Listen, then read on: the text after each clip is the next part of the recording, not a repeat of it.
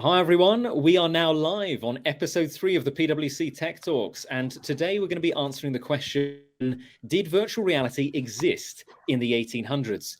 We're joined today by myself and Alex Ruhl from PwC US and PwC UK respectively, but most importantly, we're joined by a very special guest today, and that is Professor Tom Furness from the Virtual World Society. Tom, it is an absolute pleasure to have you here, and we're very grateful for you spending your time with us and with the audience here to tell us all about the history of this wonderful technology. Before we come to your intro, I just want to say to everyone a few bits of housekeeping. If you're able to do a few things on the LinkedIn Live system. Firstly, you can like, love, question anything using the emoticons at the bottom of your screen. If you find that closed captions are on by default and you want to turn them off, you should see a CC button at the bottom of your screen. If you're on a mobile phone, that is accessed by the top three buttons, the three dots in the top right-hand side of your screen. And we would love to hear where everyone's joining us from today. So please write a comment. We can see all your comments live. Let's make sure the system's working here. And throughout the presentation, please do let us know what questions you want to ask us, or more importantly, Tom, about this wonderful subject. But yes, do comment about what's going on, what you're feeling, anything you're thinking. And at the beginning here, where you're from, so we can understand where everyone's joining us from around the world. But over to you, Tom. Initially, let's hear about a little bit about you, where you're from, and the depth of effort you've contributed to this industry over the last 50, 60 years. Well, actually, it turns out that I'm just one of many that have contributed to this industry. But I have to say, it's been quite a ride. Been a lot of fun on this journey. I currently am just retired as a professor at the University of Washington. I'm what you consider an emeritus professor. I still have students. I still do have activities at the university, but I'm really concentrating more of my time now on the Virtual World Society you'll hear about a little bit later, and as well as my work in my own private lab, where we're doing some pretty neat things. Then pretty far out kind of research that perhaps we'll touch on as well. But I'm delighted to be here. I've been spending my whole career working on this kind of technology, both augmented reality and virtual reality, and delighted to be able to answer some of the questions that you have, or at least try to answer them, Jeremy and Alex. Super excited. And actually, I want to add, because we're seeing like people join from all over the world already, which is super exciting. I also, for the context of this episode, I want everyone to say, when was the first time you had an augmented or virtual reality experience? Because that's always really interesting, right? I thought that I was quite like an original VRer, but then I've kind of, met Tom, and I'm like, oh, I'm a baby in this industry. So yeah, comment and let us know how long you've been paying attention to this tech. Well, I think probably it was when I was 7 years old. I think it was 7 or 8 years old. I got fascinated with robots and sort of humanoid robots. And so I decided to make one. Now, this was just a pretend robot with cardboard boxes and things like that. But I made a robot that was a box, and then it had sort of a smaller box as a head, and I had 2 toilet paper rolls for the eyes, and then I had 2 smaller ones for the ears, and I sort of pretended in my mind that that robot could go various places, but I needed a control panel. So one of the things that I did was I built another control panel, which was actually out of cardboard as well. And my erector set, I made little knobs that would turn and things like that. And then what I would do is put the robot box outside in my yard, and then I'd be inside operating the robot and moving it around. And I would be pretending I had this thing I put on my head that I was pretending to put my eyes where the robot's eyes outside. So I would be pretending to move the robot around, driving around the outside yard. So that was really sort of my first idea about how I could move my eyes to another place. So in even this back robot. then, Yeah, this is back when I was 7. This was even about back then, you were thinking about convergence of emerging technology, Tom. You were thinking about virtual reality combined with robotics. Well, yeah, I mean, I didn't think about the technology as much as I said, this is just what I'd like to do, and it's just, I was over at my grandfather's house, and I entertained myself, and he had a lot of cardboard boxes, so that's what I made. So, yeah, and so actually we're doing that now, aren't we? We're actually putting our eyes in another place with robots, and we also are making those robots autonomous so they can do all those things themselves. So yeah, that's sort of the first one, probably. It's a great segue, in fact, into the history of the technology. Because if we define virtual reality as very simply, as you said, you putting your eyes in a different place, accessing a different place, a different time in history, how far back can we go? Can we go back to the 1800s? Can we go back even further? What's your view on that? Well, I mean, I was really impressed going into the caves in France. That 50,000 years ago, people were creating stories by images painted on cave walls. And actually, one of the most impressive things to me was their signature. The signature was their hand. There was a hand, and what they would do is put the paint in their mouth and spray it like a spray can, graffiti. This was sort of the first graffiti. And that would be their signature. And so I'm thinking, wow, well, so what? This was really actually a transformative thing. The idea that you could store something, a representation of events that happened, and this was probably part of their ritual, a rite of passage for a number of them. We don't know for sure. But these were really graphic and very detailed kinds of cave paintings. But then I started thinking about, well, really, when you think about it, we think about virtual images. And we need to define what we need by virtual worlds, virtual images, and virtual reality. I mean, there's sort of 3 different things. Virtual images are images that appear to exist in space, but are not really there, but they appear to be there. And sometimes it's difficult for us to know if it's really something that's virtual or something that's real.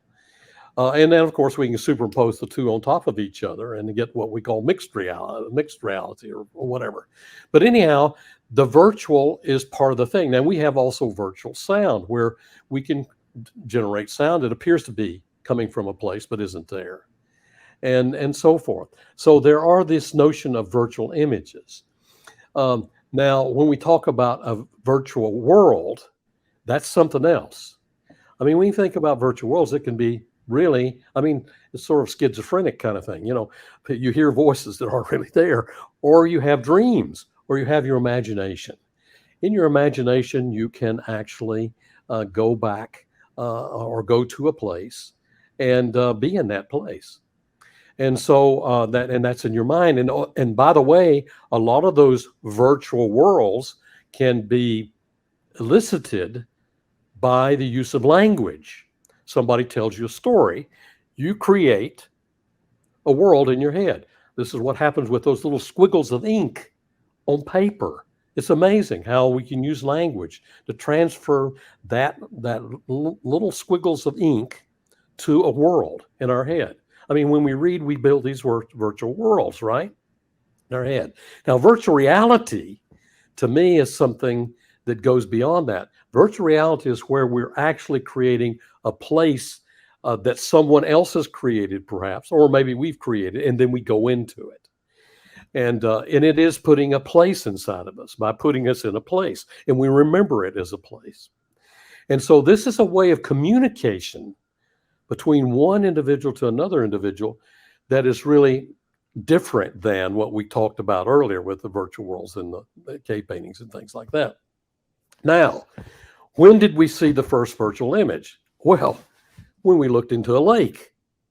When we looked into a lake or water, we could see reflections in that. We could see a reflection to our face.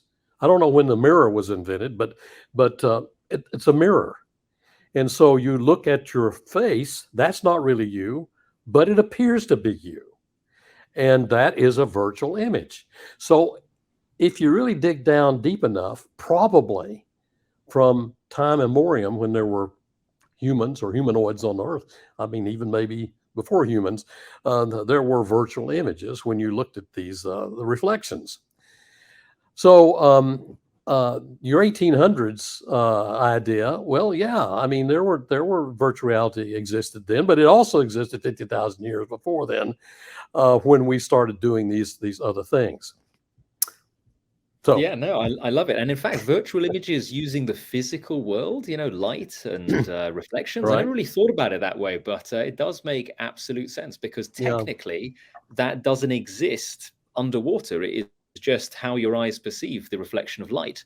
And effectively, that's what we're trying to play with a lot of these virtual reality headsets or head-mounted displays. yeah, And in fact, for those who are interested, if you want to explore virtual reality from the 1800s, the devices that you're looking for are called stereoscopes, yes, and they use, and correct me if I'm wrong, Tom, but they used the very same technology back then, stereoscopy, the idea of sending an image to each eye, as we do these days, except they didn't use an electronic screen to give you those two images.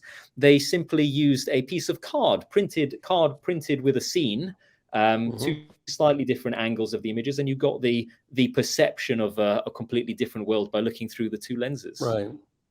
Yeah, they call that the stereopticon. And let's face it, when we can't really get into VR without talking about the evolution of media. And I mentioned about the squiggles of ink on paper that creates these worlds. Well, let's think about it. How does that get transmitted? Now, one of the things that happened, of course, with paper is that you could print it. You could print it and circulate it that way. But probably the first transportation of media, when you think about it, came from smoke signals. But smoke signals, basically those were squiggles too, but squiggles in the sky, sort of smoke things. And the First Nations people, Native Americans, and others had used these signals to communicate things, ideas, or situations, long distances, instantly. Well, it took a while to probably get the smoke to work, but nevertheless, that was our, when in a way you think about it, that was sort of the first Morse code that was actually transmitted through the air. Then we did it by wires later on, right, with a telegraph. And then we started messing around with how do you capture images? How do you capture a pattern of light onto another substance? So instead of using ink, we're actually transferring in photons and storing that pattern of light in photographs. But when you look at a photograph, that wasn't really like the real world because it was not three-dimensional. But that's where the stereopticon comes in. Well, let's make it look more like the eyes. And so then we had this ability, and actually they were pretty amazing. Even most of them were black and white. Pretty cool that you could actually see 3D in those things. And then, of course, we saw the march of technology that was able to transmit speech and transmit pictures with television and so forth, and the combination of the two. And of course, motion pictures took these stereopticon kind of things and made them move. Not as much in 3D to begin with.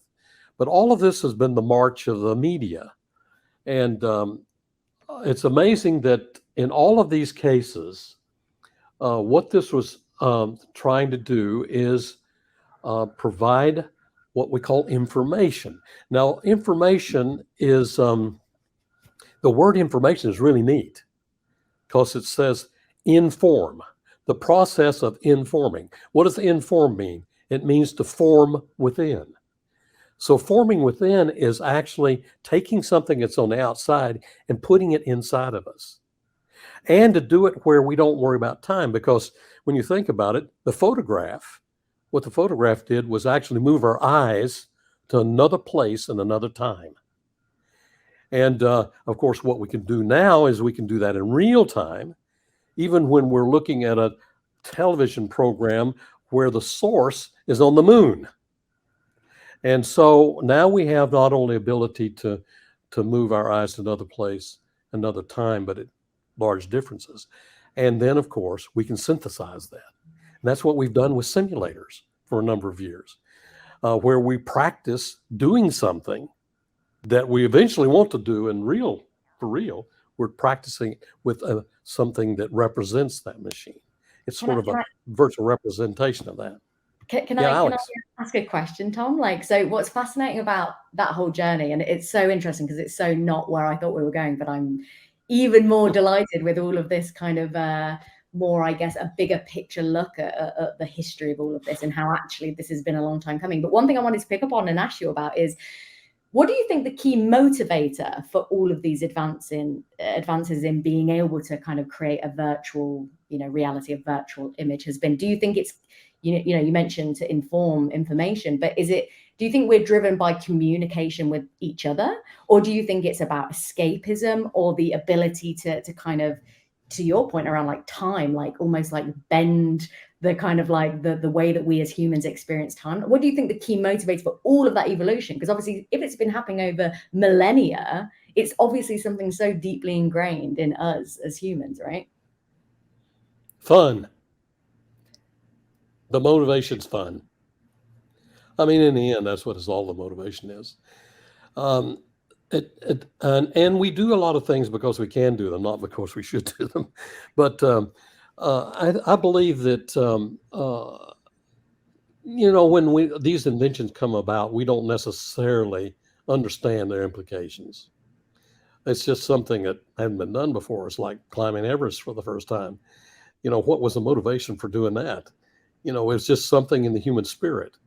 I think there's something in the human spirit, and one of our superpowers is really imagination and creativity, and we want to create, and this becomes a medium for that, and a medium for communicating with each other. Let's look at what's happened with the telephone. Alexander Graham Bell, the inventor of the telephone, actually later stated he's really sorry he did it. He says now people spend a lot of time on the phone, and even though they can do it to long distances and things like that. And then you go to the Pacific Islanders and you try to erect a cell phone tower, and they say, why in the world do you want to do that? We're fine. We just get in our canoes and we paddle across to the next island, and we can communicate well that way. But all it did was taking one cell phone and talking to another person on another island for us to realize, oh my goodness, what does this do? It opens up the ability to do Pokemon Go. I mean, we didn't think about it at the time, but that's quite a leap. But nevertheless, I believe that there is this, some people say necessity is the mother of invention, but the mother of invention is necessity. I mean, that's just the way we are. I think we are creative people, and we try out these things. And people are asking, what if we could do this? What if we could send our voice without wires to another place? So I've got a question, Tom, or a challenge that might come from some skeptical members of our audience. They may be thinking, okay, this is great. We're all philosophizing here at a high level around what the definition of virtual reality is, and therefore can expand it, as far back as we want. But if we were to strictly define it as an electronically powered head-mounted display that makes you feel like you're in a different place visually and maybe audibly as well, that brings us, I believe, into your realm of work, the very early days of this technology. Can you tell us a bit about that era and the sort of work you got involved in then? Sure. Why don't we show a slide or two? Actually, there we go. Okay. This is my first journey in virtual space was actually when I graduated from the University of Duke University in North Carolina, and in electrical engineering, and immediately was commissioned as an officer in the Air Force. That was something during the Vietnam War, and my whole, I knew I was going to have to give up 4 years of my life because I was going to go into the military whether I wanted to or not. And so, but I got assigned to Wright-Patterson Air Force Base, which is the mecca for military research and development. I mean, there's stuff so far out there that's difficult to express. And so here I was. I didn't go to the Vietnam. I went to Wright-Patterson Air Force Base, and my job was to develop cockpits for fighter airplanes. And this is actually one of the fighters that I flew in. This is a Phantom, an F4. I was a flight test engineer. I didn't fly in the front seat. I flew in the back seat. But often the pilots would say, "You take it," and I would fly the airplane from the back seat. But that's where we tested a lot of the virtual reality equipment, actually, in that aircraft in the back seat. So my journey was interesting because I, as a flight test engineer, I was starting to test various equipment in these fighter airplanes, and it was sort of fun. But you spend a lot of time on the ground for just a few hours. The thrill in the air, flying, really fast, really low in my case, to the ground, and and so I was testing this equipment and looking around. And I'm saying, this is an awful cockpit. This is so complex. It's clearly that they just added things, as they needed to willy-nilly, and there wasn't a whole lot of ergonomic thinking about how to do this. And so that's when I said, it's way more fun to be doing some design of this stuff, and rather than just fly with what's already there. So I decided to make a move with one of the laboratories I got assigned to at Wright-Patterson to actually take on this job of designing advanced cockpits. And there were several problems we were trying to solve. First of all, in order to aim the systems on the airplane, you had to aim the whole airplane. I said, that's sort of dumb. You can see this thing out there. Why don't you just know, if you know where that is, and you know where the airplane is, why can't you just tell the airplane there's stuff over there, and then signal to the computers that there's stuff over there, and aim systems on the airplane without aiming the airplane? Because it's really tough to aim an airplane when you're going really fast. You pull G's and things like that are not good. And then there's the problem of how in the world do you see at night? If you're trying to fly low altitude and high speed at night, we have sensors that can see at night, low light level television, forward looking infrared, things like that. But how do we display that and get into the brain of the pilot? Well, if you have 300 switches and 75 displays in the cockpit, where are you going to put a picture screen? Yeah, here you go. So here's a cockpit, 300 switches, 75 displays. This is actually what you'd see in a modern fighter airplane. This is actually an F-18 cockpit. And so you have all this different information, and it's like dumping a puzzle in your lap, and you're trying to make sense of all these things. I said, that doesn't make sense at all.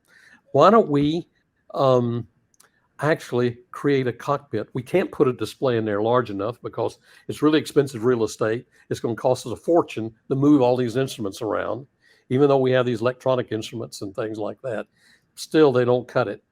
But we can create a big picture if we actually put what's equivalent to the head-up display on the helmet. So the idea then was that we would create a virtual image. We take a real image from a miniature cathode ray tube or something like that, miniature television picture tube. We're actually using those little tubes about that long, about that big around. And we would put them on the side of the helmet. You see it here on the left-hand side. And we'd then relay that up with optics and just project it into the pilot's eye. And what you'd see is a big screen.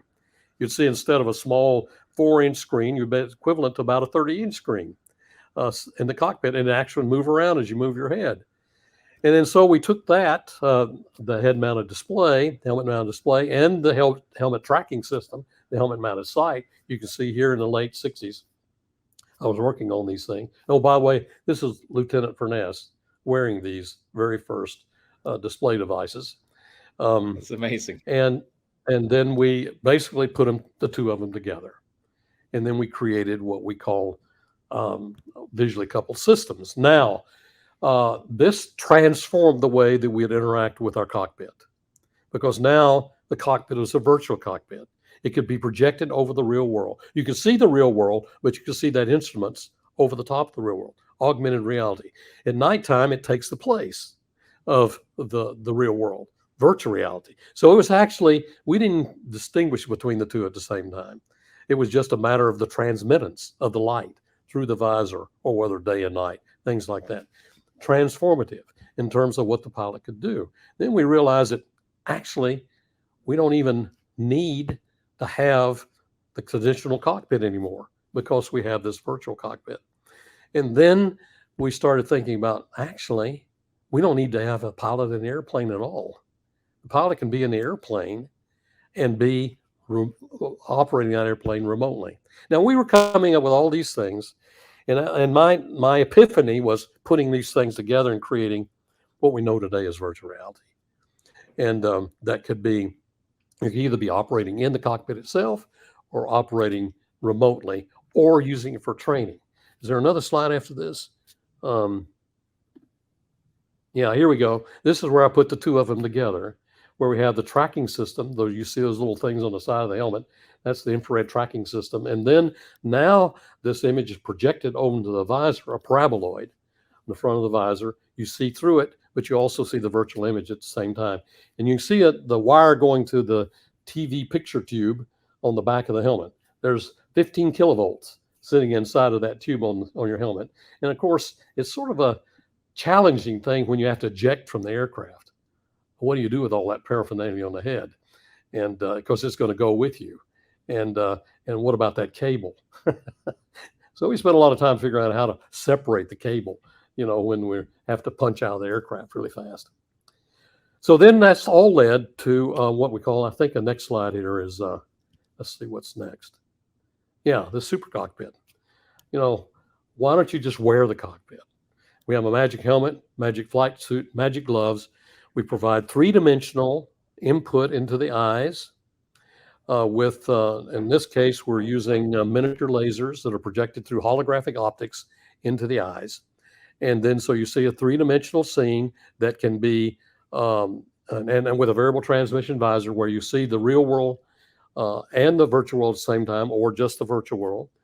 And then you've instrumented the hands with tactors in the gloves to give you tactile feedback, tracking hand position, tracking head position, tracking eye position, speech input, three-dimensional sound, and there's your super cockpit. The super cockpit is the cockpit that you wear. And so I started working on this in 1986, putting all these pieces together. Oh, this is the picture from 1986. I actually started working on it in 1978, 79. Is there another picture here of Darth Vader? Yeah, there's the Darth Vader. So this was my simulator, the simulator that basically tested all these ideas. We started working on this in 1978, and we turned it on in 1981. And we started developing and exploring these concepts of actually creating this virtual cockpit. Now, this wouldn't fly, but it would show you what it would be like if you did fly. And we had test pilots that come in to test it. I think there's another slide comes on next. Oh, that's a video. Next, yeah.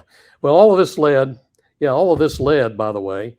This was now, remember, this is 1981. 81. Now, how many years ago is that? That's 40 years ago. So now it's finally, and the F-35 Lightning is my cockpit, the Joint Strike Fighter, the most advanced fifth generation fighter in the world, finally is using this. So it takes a long time to get the R&D done to get you to that point. Now, of course, along the way, what happened is that after I started building this virtual cockpit, and this is a neat little story. I hopefully have time for it. Yeah, you're good. We're good? Well, sort of in 1986, 85, 86 time period, I was working on this virtual cockpit. I had my Darth Vader helmet, all this kind of thing. And I got a call from a general officer in the Pentagon who said, "Hey, Tom, we'd like for you to hold a press release and a press conference about what you're doing with that virtual cockpit stuff." And I said, "Really? I mean, it's classified, and things like that." And they said, "Well, you see, we need some positive publicity. It's come out in the news that the Navy is spending $800 on toilet seats, and the Army is spending $500 for hammers, and the Defense Appropriations Bill is coming up, and we're going to get hammered in Congress because of this wild spending the military is doing. It's all because of Congress, but this military gets blamed for it. And this is when we usually unveil something that we've been working on in secret. And now, that shows that we're spending the taxpayers' money responsibly for defense of our nation, on and on and on. He says, but we don't have anything black to unveil this year, but we have you. And that's pretty jazzy stuff that you're doing. Why don't you declassify some of it? You need to, and then and have a press conference. I mean, here I am, a research engineer and military engineer working on this stuff, and this guy tells me to get into show business. So I did. I wrote a press release, and the CBS Evening News Network television comes in, and Dan Rather was and David Martin, the Pentagon correspondent. And they spend 2 days filming stuff in my cockpit, and I end up on the CBS Evening News explaining about this virtual cockpit. That's amazing. I was going to say, what a way to be catapulted into the spotlight. Well, what happened was not as much that. I did get a lot of attention because after that, then all the television networks had to come. Then ABC had to come, and NBC and CNN and BBC and CBC and Australian television, New Zealand television. Scientific, the New York Times comes down and spends a day with me saying, what does this all mean, the future of this? And we're on the front cover of U.S. News and World Report. I wasn't doing any more R&D. I was in show business. And anytime somebody flew over Dayton, Ohio, I was the show. And but what happened was I started getting phone calls. This mother called me and said, I saw that program on television. We were talking about that cockpit, and my child has cerebral palsy. Is there anything you can do with that technology to help my child? And then another person called. He says, I'm a thoracic surgeon. I am to my elbow, into this patient up to my elbows, trying to do a graft of the aorta. And my map, which is a CT scan, is on a light box on the wall. Is there any way you could take that and superimpose it inside the patient so it guide what I'm doing? Another surgeon said, I want to be on the inside looking out. Is there any way that you could put my eyes inside the patient so I can navigate around on the inside? The anesthesiologists were calling me and saying, can you build me a super cockpit for the operating room that puts all this information together into one? Firefighting companies were saying, is there a way that you can build a way we can see through the fire, and so we know where we are in the building? Because firefighters in this building, they don't know if there are any people in the building. They don't know their way around the building. They don't even know where each other are located in the building. And the fire chief, who's directing all of this, is outside the building with a radio and doesn't know anything. And so I was getting 3 or 4 phone calls a week from people who'd watched these programs. And my answer was, well, yeah, you could do that. As a matter of fact, that'd be easy to do compared to what I'm trying to do. And that's when I realized that was the time to get out of the military, to get the technology out of the military. And in 1989, I beat my sword into a plowshare and became an academic and set up a lab at the University of Washington to take this technology to develop it for humanitarian applications. That's absolutely amazing history, Tom. And it's to clarify for everyone in the audience. Firstly, I know we usually do these tech talks for 30 minutes, but we're making a special exception to go over to 45 this time because Tom's story is just absolutely fascinating, and it's very rare to be able to converse with someone like Tom about the history of the technology. And it's a lot of stuff we haven't heard from before, so we're more than happy to go on. My summary of this situation, Tom, is that we had virtual reality being used ultimately, you could argue, since the beginning of time. And you could say stereoscopes or the stereopticon of the Victorian era, yes, that was a way of doing it. We now have the electronic form coming in the 60s in the form of research and development. The military implemented it, and to this day they've got it implemented. And it started to develop into other industries from there. You mentioned medical, you mentioned firefighting, even subsections of medical there with the cerebral palsy example. And when did other industries beyond military start to see or want to use it for different purposes? That's a great question, Jeremy. One of the things that happened with a lot of this media attention we got when I was still working for the Air Force, started getting the industry beyond the military industrial complex excited about some of the prospects of this. And when I began my lab, let's go to the next slide, as a matter of fact, when I went to my second job from the military job, what I started looking at is what are some things that we could do with the technology in terms of not only developing the technology, and by the way, you see this virtual vision display, one of my patents that actually became the first commercial virtual display. It was actually marketed, it was out there, you could buy these things. And that led to other things like augmented reality you see on the right, and the virtual retinal display that you see in the middle, which is a laboratory bench of one of my patents. And you see on the left-hand side bottom there, where we're scanning, we're doing away with screens altogether. We're scanning an image directly on the retina of the eye. So I started working on these kind of technologies, but in order to support the development of these, I created at the University of Washington, as part of my lab there, the HIT lab, Human Interface Technology Lab, what I called a Virtual Worlds Consortium. And this was where companies could come and they'd have to sort of buy a membership into this consortium, $50,000 a year equivalent in technology or other services. And I had 50 of these companies that, along with grants and contracts and things like that, to develop it. So what this did was this really engaged the industry in saying, oh my goodness, what we can do with this. And they, for their investment, they had a chance to watch us. And oh, by the way, they were interested in hiring these kids. I mean, these were all graduate students primarily that were working on this. And the neat thing about these graduate students is they were not all engineers. We had pretty much all the engineering disciplines, including civil and environmental engineering and material science and engineering, things like that. We didn't have chemical engineering, but we had all the other engineerings, bio and mechanical, electrical, so forth, computer science. But we also had art and drama and music, oceans and fisheries, medical school, dental school, nursing school, occupational health and therapy, psychology, geography, architecture. Now, these are students that came and lived in the lab and worked together in these teams.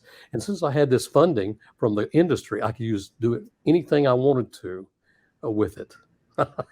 And so what I did was I sort of seeded projects. I'd take a group of students, like a psychology PhD, double E PhD, drama PhD, and a oceans and fisheries, put them in a team and said, hey, why don't you guys think about this? And it was amazing. This is transdisciplinary work. And these kids had to first learn how to even talk to each other. And then with the different perspectives, I'd get 4 patents a month out of these guys. And the industry said, we've never seen anything like this before. And they gravitated to the lab and wanted to see what was going on. Dace Campbell he was one of them, by the way. And that's he was an architect. He's an architect, and so and he can attest to it. Actually, he was working on a program to build a starship where we would pilot this as a sort of an opportunity to educate folks about astrobiology and what it would take to support life on other planets and things like that, where you'd fly a starship into the galaxy at warp speed, things like that. Anyhow, we were doing all these things. Industry was enamored with it. And now we began to see these projects happening in industry. Chevron, Nike, Microsoft, Boeing, all of these companies that were members of the consortium, Ford Motor Company. And so they started saying, well, we can use this technology for design and for other things. And so this is a long-winded answer to your question, Jeremy, but that's really how it got started. and how the industry. Now, I wasn't the only laboratory. There were other laboratories that were working on this, academic laboratories, especially University of North Carolina, and you know, and that together we were building the basis, the scientific and engineering basis for this industry. And so, and now, you know, it depends on how the numbers you come up with, but it's you know, at least $120 billion industry we're talking about that came from those early days, and training the people that are running that now.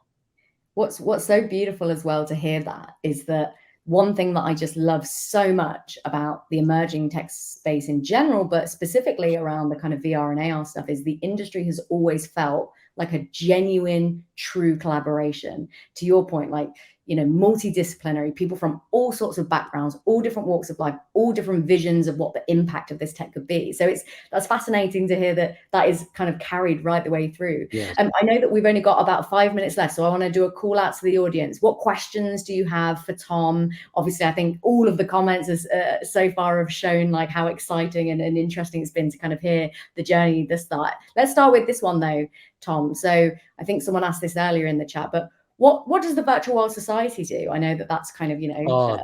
Thanks for that, asking that question. Well, in the end, now where, you know, an industry is there, it's happening, certainly with gaining traction with install base and things like that. I think we're going to see a lot more work done in enterprise, in medicine education. Ultimately, it'll be a consumer, really a consumer thing. But the Virtual World Society was really something that I felt burning inside of me, that we needed to have a nonprofit organization to guide this, because this is something that's really powerful. We're talking about splitting the atom. When we are releasing enormous energy in terms of the way we're coupling to a human, deep coupling, because we're putting this place inside of people, and you never forget it. That's the other thing. It's amazing for education, but you never forget it. And if you're playing games of violence with this thing, that's not good. So my whole object here was, let's look at the good use of the technology and the humanitarian uses. And the Virtual World Society was founded to do that, to be this conscience and this heartbeat of that. And with our members and with our board, an amazing board, we're trying to be the sort of the touchstone and the guide of how we should be taking the technology of our age, which is really powerful, again, like splitting the atom. We need to be guiding it and putting guardrails on it. And we have to add to that, by the way, what's going on with the metaverse and with artificial intelligence. And so that was my motivation. And those who've gathered around with the, who are part of the Virtual World Society, including our executive director, Angelina Dayton, who is with our students now in the Cherokee Nation, actually viewing this. I think this is what we're trying to do, is especially how we can use this to lift humanity. If you look at the logo of the Virtual World Society, what you see is an adult that's holding up a child. And so there's this transgenerational connection. And this is all in the backdrop of virtual worlds. And the idea is, the adult who represents the wisdom and the maturity is holding up the child, which has the energy, has the naivety, who has the enthusiasm. And you notice the adult is looking in one direction, the child is looking in another direction. And the adult is holding up the child and saying, "What do you see?" I was always wondering about that. So you have to see beyond the horizon. So it's the connection, and it's about people. It's not about technology. It's focused on people and how we can use these tools of our age in order to advance where we are and lift us and become one too, as a civilization, where we are able to now, like those students who are coming from different directions or coming from different countries, can work together, can work together on these problems that we have that are pervasive.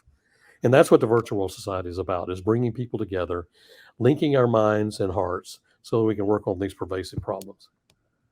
Thank you for that, Tom. That's really appreciate that. We'll answer one more question, and I think then we'll wrap it up. And this question's by Theophilus, who's asking, do you think anything's changed looking at the critics and naysayers back then and today? Wow, that's a great question too. I think we still have critics. We're always going to have critics. And there is always concern when you're playing with fire. And we are playing with fire. And because we can get burned by it. And that's why we have to be responsible in the way we develop the technology. And we're also up against another problem, which I call technology intoxication. We get intoxicated by our technology. It becomes, we become gadget fanatics and it's going to save the world and things like that. No, it's not. People are going to save the world, but we have these tools now to save the world. And I think we have a more mature criticism, I think, of the technology. And I invite criticism. I invite these concerns because we need to be able to answer those questions. It's not just the naysayers. I mean, my wife is a neo-Luddite. I mean, she's terrified by all this stuff, and I have to answer her questions, which is probably the most difficult question it comes about. So why are you doing that? Anyhow, so yes, I think we need the press. We need the free press. We need to have constructive criticism, and we need to be able to answer the question. And we don't have to answer. We need to get it, because this can be dangerous, but it also can propel us into a whole new world, a whole new generation for our civilization. I agree. Absolutely right. And a great note to end on as well. Thank you all for listening. It has been an absolute pleasure. A big thank you to Tom, especially for taking the time to walk us through this story, which has been absolutely incredible, fascinating. I know the audience members have been commenting throughout. So yeah, thank you everyone for commenting. In terms of the question for this episode, did virtual reality exist in the 1800s? I think we can safely answer that it very much did and has existed for long before that, continues to exist today, and will hopefully exist for many, many decades and hundreds of years to come. So thank you all for listening, and we'll catch you next time. Thanks, everyone. Thanks.